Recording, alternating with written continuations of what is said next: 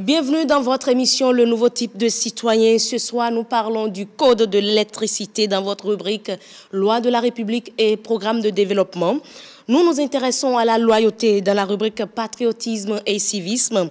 La rubrique Participation citoyenne s'intéresse à la gestion de la consommation de l'électricité domestique. Et enfin, la rubrique Changement de mentalité va nous parler du vrai moi. Mesdames et messieurs, bonsoir. Merci d'être là.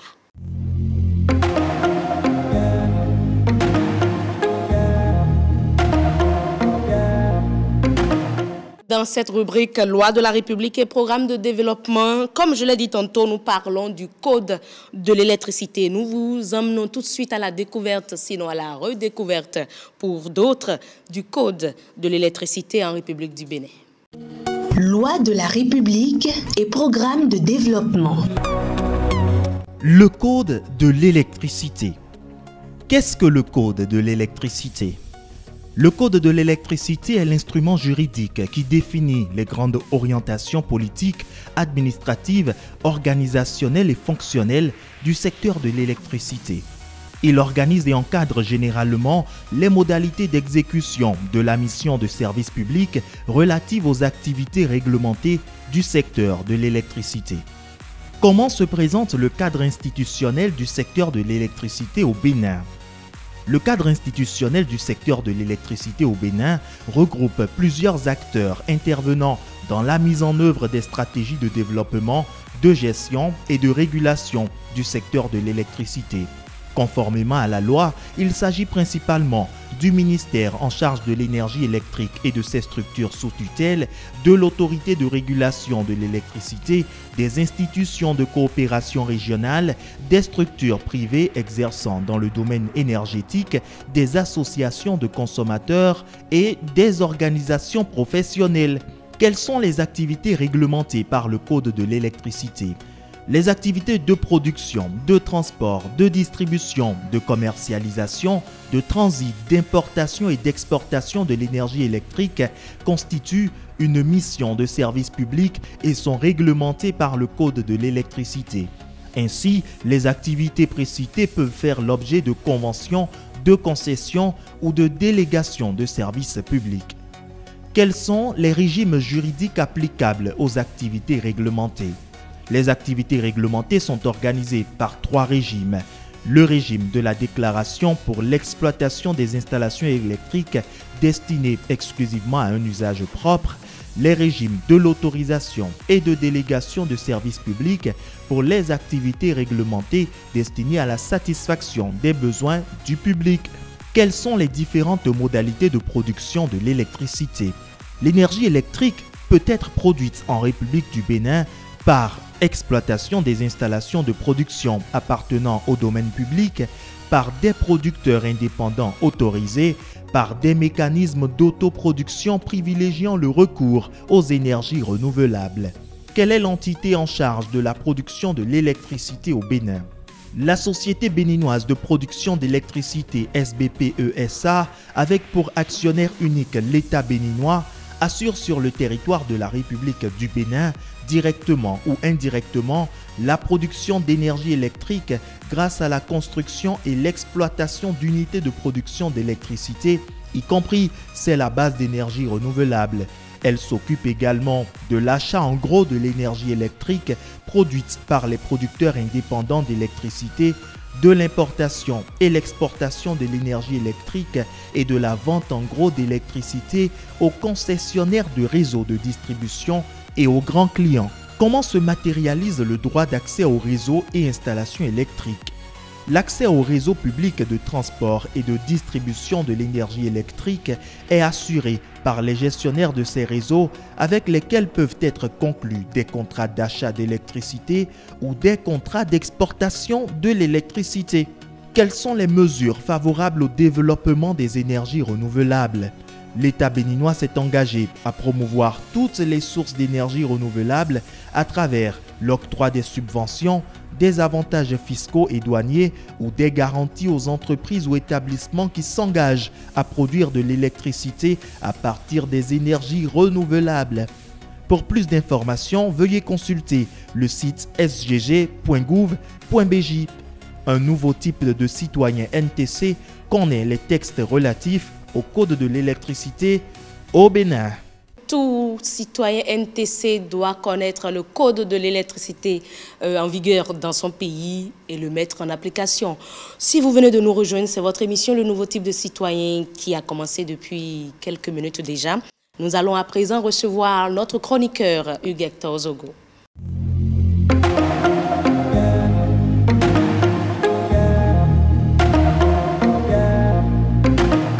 Alors, mesdames et messieurs, je le disais tantôt, nous parlons de la loyauté dans la rubrique patriotisme et civisme.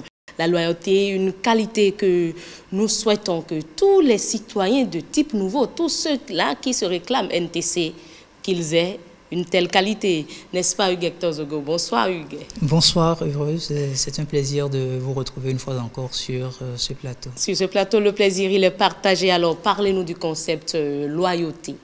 La loyauté, c'est un concept souvent idéalisé, oui. mais qui rarement est très mal compris dans sa pleine mesure. Et la loyauté, normalement, c'est un principe fondamental qui essaye de façonner les différentes relations humaines et puis les relations sociétales. C'est un principe qui se manifeste à travers un dévouement inébranlable vis-à-vis d'une personne, vis-à-vis d'une cause ou même vis-à-vis d'un certain nombre de principes. Mais attention, quand on parle de loyauté, il ne faut pas penser un instant que tout ce qui se fait, c'est de façon aveugle. Ce n'est pas une allégeance aveugle quand on s'intéresse à ce concept-là. Il y a une forme d'implication assez importante sur laquelle je voudrais quand même accentuer mon point de vue à travers cette chronique. C'est bien évidemment l'engagement éthique. Quand on parle de loyauté, il faut quand même que l'on puisse découvrir la valeur de l'engagement éthique. Il faut qu'on puisse sentir une certaine fidélité réfléchie et même une certaine constance dans le soutien qu'on accorde à une personne ou dans le soutien qu'on nourrit vis-à-vis d'une cause donnée. Maintenant, quand on parle de la loyauté, il en existe de plusieurs sortes. On peut déjà s'intéresser tout de suite à la loyauté personnelle. C'est cette valeur-là qui se trouve souvent au cœur de nos relations humaines. Et quand vous voyez, par exemple, les relations amicales, vous vous dites « telle personne est assez loyale ». Bien évidemment parce que c'est le pilier même sur lequel repose la confiance. S'il n'y a pas de loyauté, c'est qu'il y a La loyauté, c'est le pilier sur lequel repose la confiance. Exactement.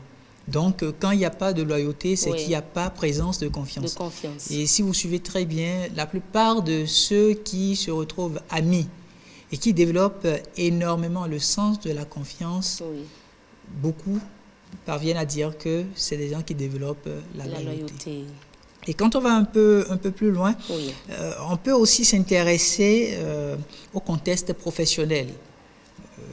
Dans une entreprise, on peut se poser la question de savoir est-ce que votre employé il est loyal.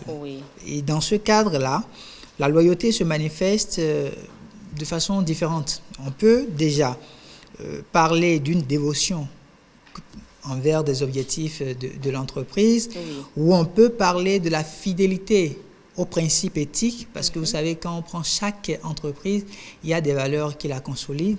Et on peut aussi parler de la notion de solidarité vis-à-vis de ses collègues. Mais attention, c'est pas parce qu'il faut être solidaire envers ses collègues parce qu'on veut développer la notion de loyauté qu'il faut accorder cette solidarité-là dans tout contexte.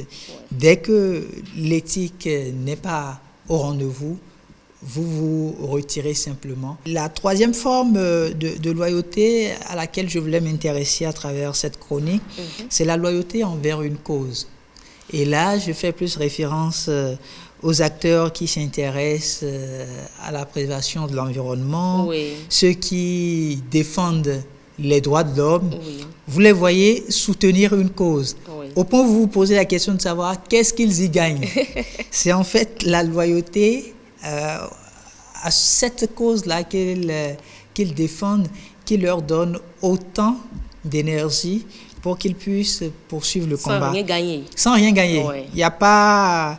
Ce qu'ils gagnent peut-être... Bon, pas de façon numéraire. Exactement, pas de façon numéraire. Oui. Mais il y a une sorte de satisfaction morale qui, tout de suite, leur permet de se sentir très à l'aise. Et c'est sans aucun doute ce que développent comme principe la plupart des nouveaux types de citoyens. Ah oui. Ils ne gagnent pas de l'argent, mais il y a cette fierté de dire nous défendons une cause de citoyenneté active.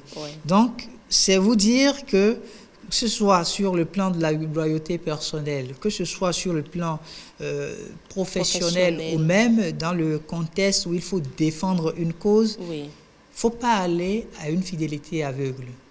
Ah. Non, il faut pouvoir donner sens à l'engagement, mais tout en restant assez figé sur la notion du discernement et de la réflexion critique. Tout ce que vous développez comme aptitude, est-ce que ça suit une certaine logique?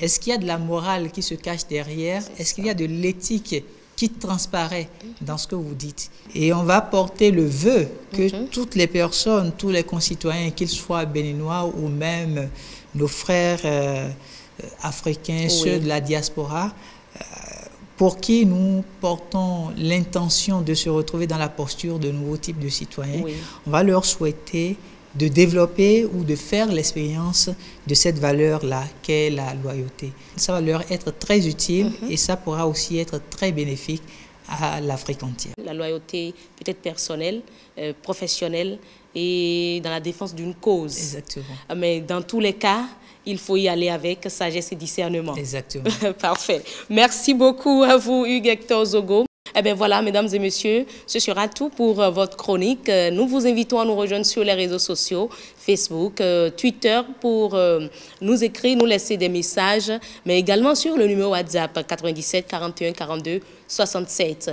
On va installer tout de suite notre spécialiste en participation citoyenne.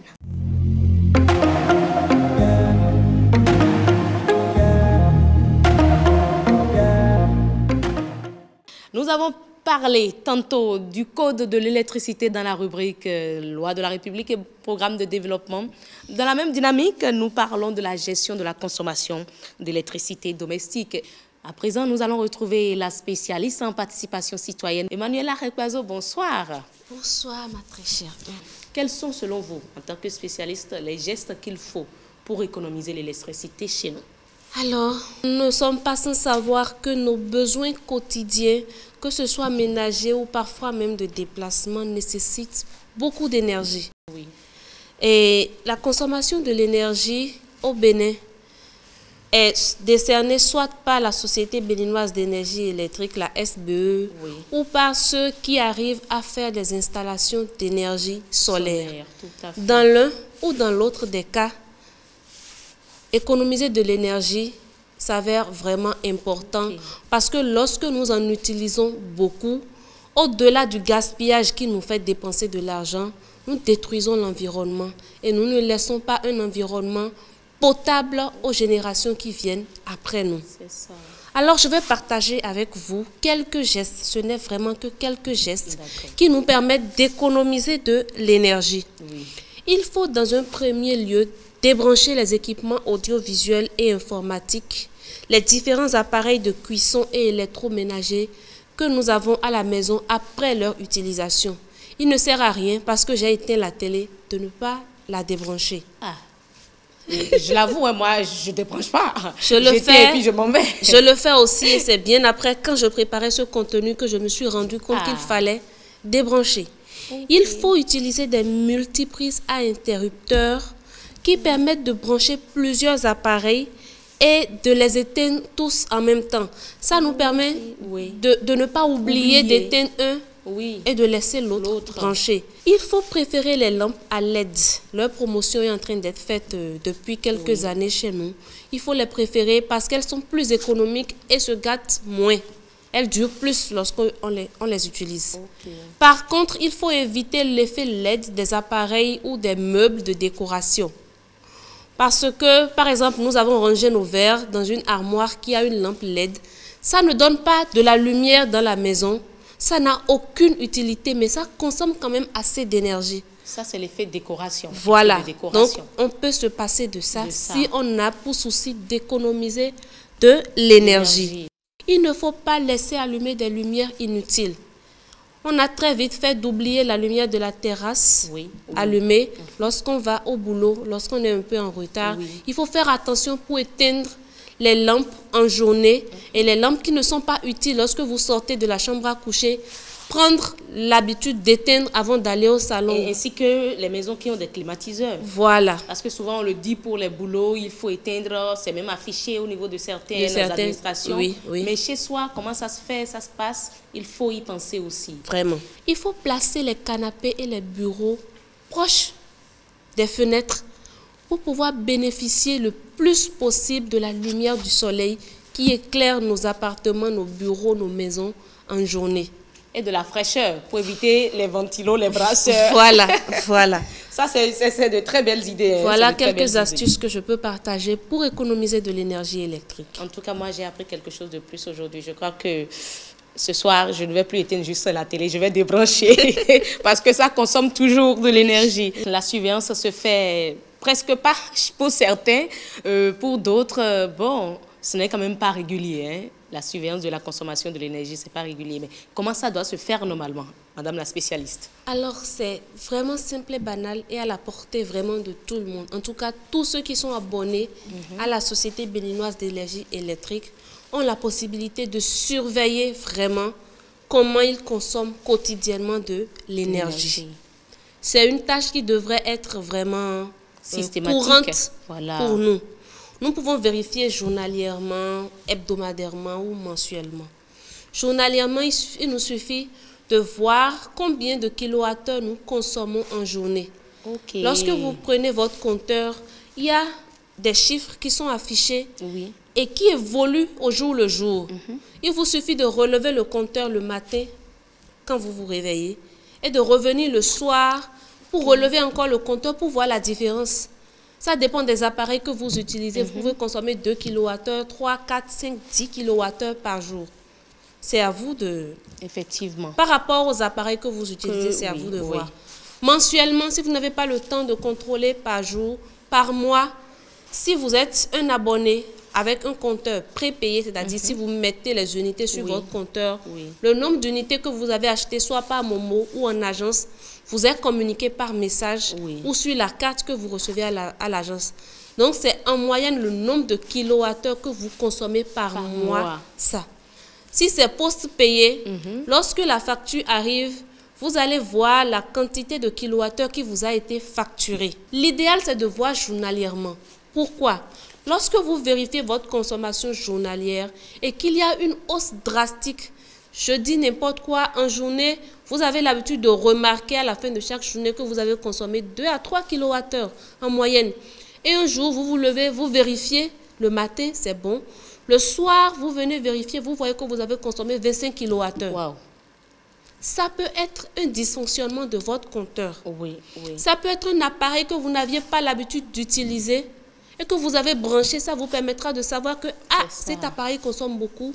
Il faut savoir comment l'utiliser. Ça peut être, on ne sait jamais, un vol d'énergie électrique. Quelqu'un aurait pu se brancher sur votre réseau. Surtout dans les cours communes, ça arrive souvent. Voilà. Donc, si vous faites ce genre de surveillance, vous remarquez en même temps et le plus tôt possible que votre consommation est anormale et vous pouvez soit aller vers les services de votre localité de la SBE pour déclarer ou soit changer les appareils énergivores que vous avez achetés et qui vous causent une forte consommation d'énergie électrique. Merci beaucoup. Pour finir, très rapidement, je voudrais quand même informer les populations qu'en cas de surconsommation, lorsque vous n'arrivez pas à détecter ce qui vous a amené à consommer beaucoup d'énergie, vous pouvez écrire à la direction de la SBE ou à l'agence qui est dans votre zone ou appelez la SBE. C'est un service public qui a maintenant un numéro vert qui vous permet d'appeler gratuitement 24 heures sur 24. C'est le numéro 7302. 7302. 7302. C'est un numéro 24 vert. heures sur 24, oui. Pour déclarer les difficultés que vous avez.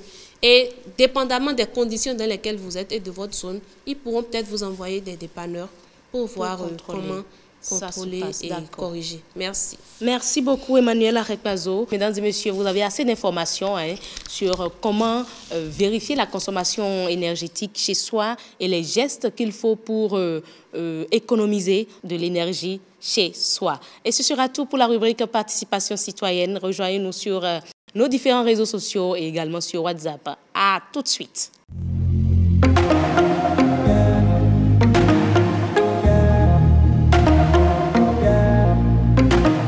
Mesdames et messieurs, nous sommes dans la rubrique changement de mentalité et nous sommes avec notre expert en changement de mentalité qu'on ne présente plus, Crépin Agossou. Avec lui, nous parlons du vrai moi. Qu'est-ce qu'il met dans le vrai moi? En tout cas, c'est la thématique qu'il a choisi d'aborder avec nous ce soir.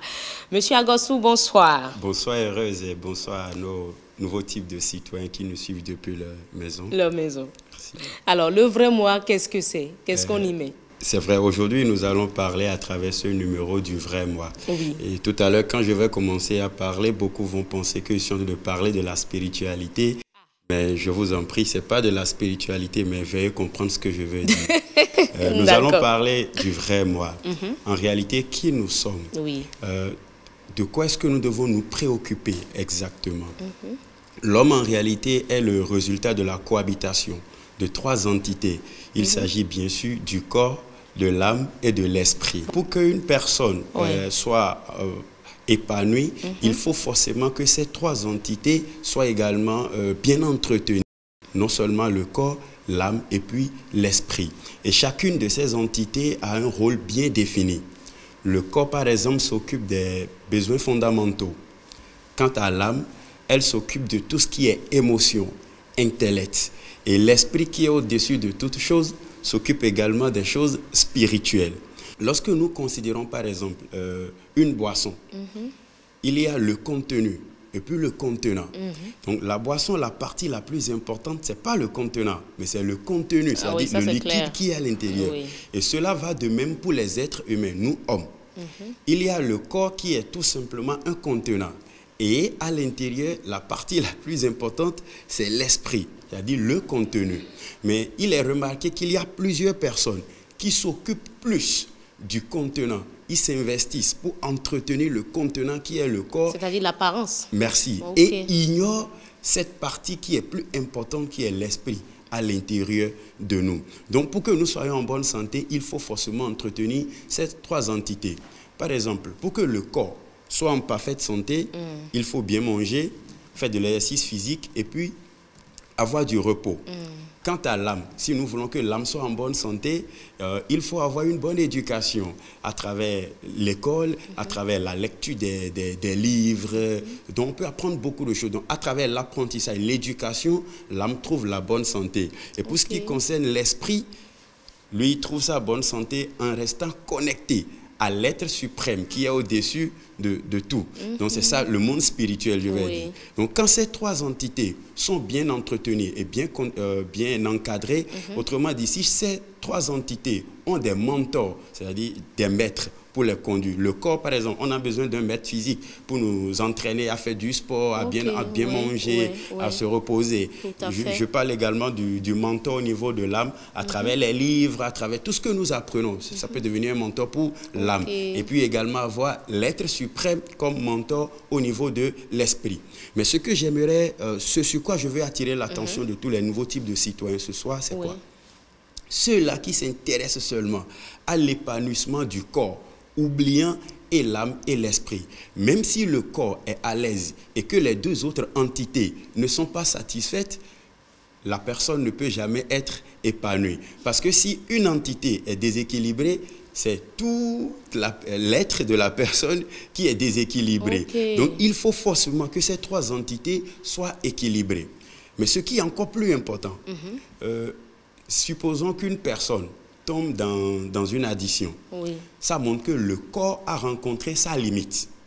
Le corps, par lui-même, ne peut pas sortir de cette addiction. En ce moment, le corps fait appel à l'âme pour pouvoir l'aider à sortir de l'addiction. L'âme, je vais parler de l'éducation, de tout ce que nous apprenons. Mais il arrive quelquefois que l'âme aussi est incapable d'aider la personne à sortir de l'addiction. Parce qu'il y a des personnes qui sont bien instruites, mais qui, devant des addictions, n'ont pas la capacité de s'en débarrasser. Donc, quand le corps et l'âme rencontrent leurs limites, en ce moment, on fait appel à l'esprit qui est au-dessus de tout. Et c'est l'esprit qui vient alors faire sortir et le corps et l'âme de l'addiction. Mais quand l'esprit rencontre des limites, on fait appel à qui? Jusqu'à aujourd'hui, l'esprit n'a pas encore de limite. Jusqu'à aujourd'hui, l'esprit n'a pas encore rencontré de limite parce qu'il est au-dessus des deux autres entités. Donc, quand l'esprit vient pour secourir et le corps et l'âme, c'est là que les problèmes sont facilement réglés. Mais quand les personnes sont seulement limitées au niveau du corps et de l'âme, ils cherchent à être épanouis, ils cherchent à résoudre les problèmes, mais finalement, ça ne passe pas. Supposons qu'une personne est atteinte de l'handicap, la personne elle est handicapée, ça montre que c'est le corps qui a eu un problème. Mais si son état d'esprit est au top, il peut surmonter facilement l'handicap. Mais il y a certaines personnes, il suffit qu'ils aient de l'handicap sur leur corps et ils ont tous les problèmes du monde. Ils ne veulent plus rien faire. Ils ne veulent plus rien faire. Soit c'est pour commander dans la rue, devenir mendiant. Or, il y a des personnes qui n'ont pas des membres, mais grâce à leur état d'esprit fort, ils peuvent surmonter facilement les obstacles. Donc c'est pour vous dire que c'est l'esprit qui est le maître des deux autres entités. Et celui qui veut surmonter, qui veut réussir, doit forcément entretenir cette entité-là. Vous avez juste le désir de boire de l'alcool, mais ça ne veut pas s'arrêter. Donc si c'est le corps qui dirige, finalement, vous devenez accro à l'alcool. Vous voulez seulement jouer des jeux de hasard, des jeux vidéo. Mais si c'est le corps qui dirige et que l'esprit n'est pas au contrôle, finalement, la personne tombe et c'est de grands problèmes. Problème après.